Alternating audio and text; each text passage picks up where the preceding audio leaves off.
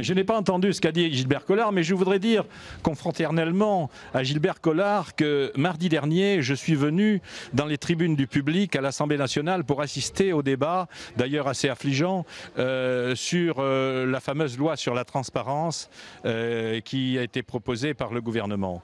Et j'ai vu d'ailleurs beaucoup de députés appuyer désespérément sur la pédale du frein pour faire reculer les quelques avancées bien timides qu'il y avait dans cette loi. Mais surtout, ce que j'ai vu, c'est que Gilbert Collard n'était pas sur les bancs de son groupe ou son siège à l'Assemblée nationale, ni même d'ailleurs sa collègue Marion Le Pen Maréchal. Et je trouvais que pour faire des leçons à tout le monde dans la campagne, il vaut mieux peut-être aussi siéger et participer au débat, ce qui n'a pas été son cas. Alors, je vais vous répondre tout de suite, cher monsieur.